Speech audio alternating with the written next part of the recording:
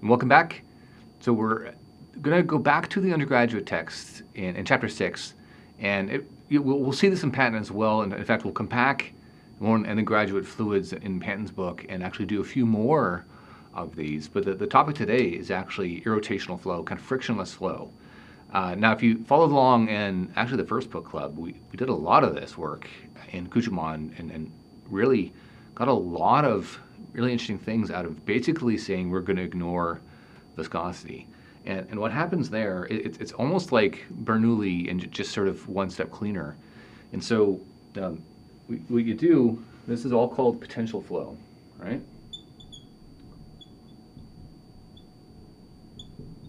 And there's sort of two forms of this. Right? One is a potential, another one is the streamline method. So basically you would say that your velocity is the minus the gradient of some scalar. Okay, this is an easy equation for those who are still kind of coming up to speed on the index notation. That this is the same as saying the velocity vector is the gradient of a scalar. Okay, what's nice here is when we say irrotational, do that in green.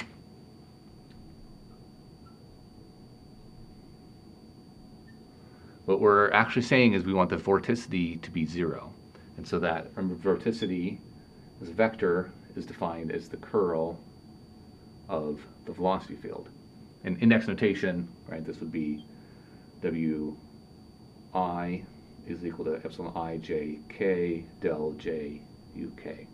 And so if we actually apply the above, you'll see here that this is equal to the curl of the gradient of a scalar, and that's 0. You can go back to your math definitions at 0, or if you want to kind of work it out yourself, you can work it out pretty quickly in 2 dimensions and see that it's 0.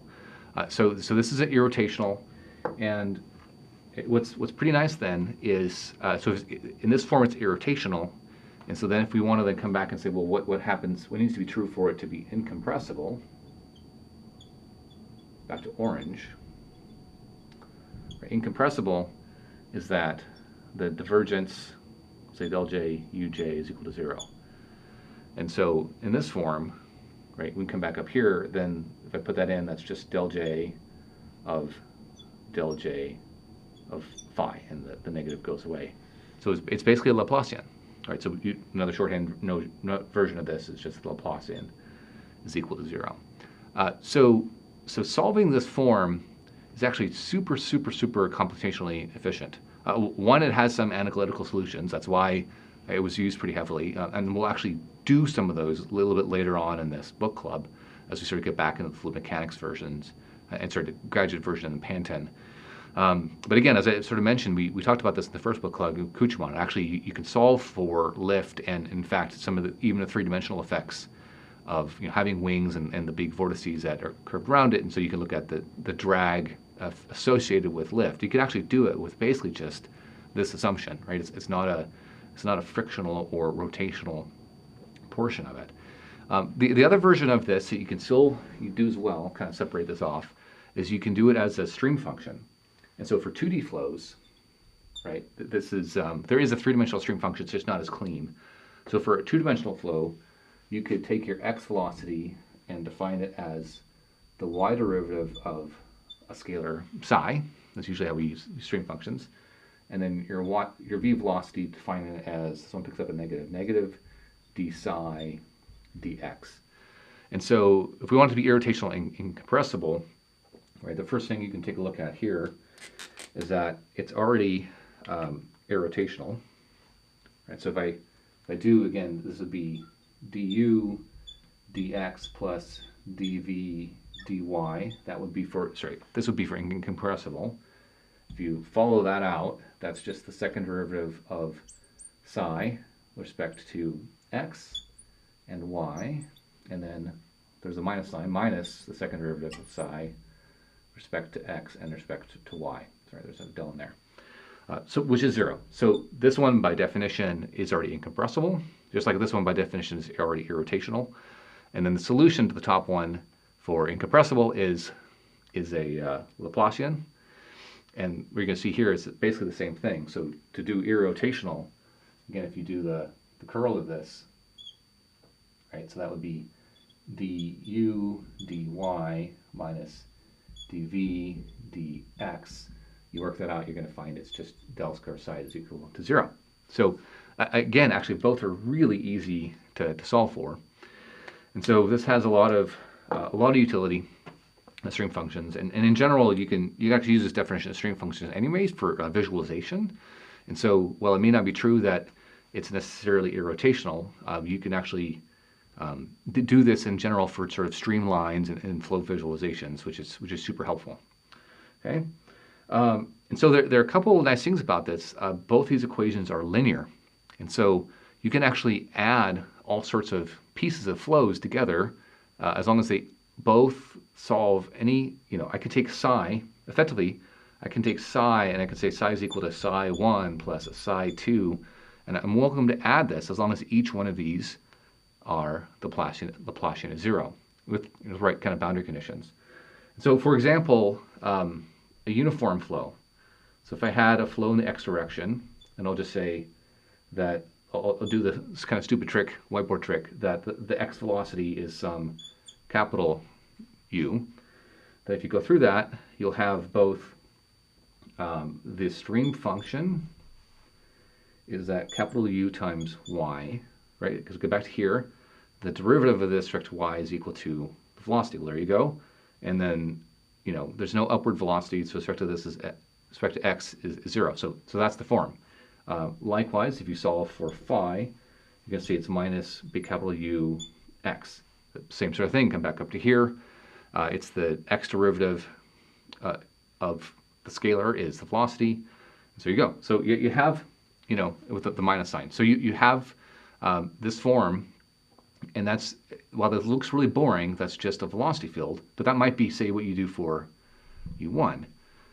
And then another interesting velocity field is actually a point source where I have some amount flow q. So if I drew, sort of a circle around this, there's a total volumetric or plane flow rate q coming out of this. You can solve this. You would do it in polar coordinates. And so without getting too messy, I'll say basically the radial velocity is q over 2 pi r, which has the solution that psi is equal to, I'll do plus or minus because it can be a source or a sink, plus or minus that flow rate times theta over 2 pi. And then the potential version of it is negative q over 2 pi natural log of r. And so that would be sort of a source or a sink. You can also have flow going sort of around itself, but still be irrotational. And I'll just write that down. So that's a VR equals 0, but V theta in this case is some k over 2 pi r. And if you do this math, you will actually see it is irrotational. And so this form, again, psi is negative k over 2 pi natural log r. And then if you do the potential version, it's negative k over 2 pi theta. Okay, so we have a straight flow, which could be psi 1. We have a source or sink that could be psi 2, and you have these rotations could be psi 3, and you could have them at different strengths. And so what's really cool, and this we'll come back to this sort of at the graduate level, you have a couple pretty cool easy things you can do with this, right? One is you can actually set up something that makes it look like it's sort of the stagnation on an airfoil. And so with the right sort of, you can imagine here I've got some uniform velocities. You can see that's where this term would come in, but then the flows will actually bend. This line will stagnate and this will bend.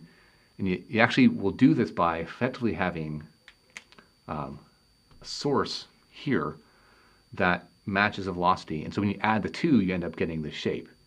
And so there's some really, really cool methods that you can do. You can actually then have different flows sort of interact with a wall by sort of doing this mirror operations. So there's really some advanced math. And then again, this is what we saw in Kuchman. And you can also do, there's another cool one where you can actually do a full flow around, I'll do it in green. You do a full flow around a sphere, again, by all the right combinations of this. Now, to be fair, you will never see a flow around a sphere like this. You'll always, in the end, see some sort of wake. So this potential flow doesn't do a wake because that wake is a boundary layer that's being shed off. Boundary layers are a viscosity thing. So we'll dig into that, but it's still pretty neat that you can do flow over a sphere, and then you can also do a flow over a spinning sphere, which will have lift. And as we'll come back in the sort of the graduate version, there's this, it's called a Joukowsky transformation. It's pretty damn awesome. Again, you need to put your mind into like, what could you do in the 1950s, 1960s? Math, right? There wasn't computers. And so there's actually this really cool transformation that can take certain classes of straight up airfoils and through a math mapping, like a transformation in, let's say these are XY coordinates, you can transform into a sphere in eta zeta coordinates or something, and you can have these potential flows, and it maps exactly to an airfoil. So certain classes of airfoils have actually a full analytical solution through this transformation for which you can get lift. It's actually pretty slick what people are able to do. And so in the undergraduate world, that's why I find it interesting. That's one of the reasons I'm doing this book club is sort of 4 books in one. Is in the undergraduate world, this is sort of introduced and then like never really touched again.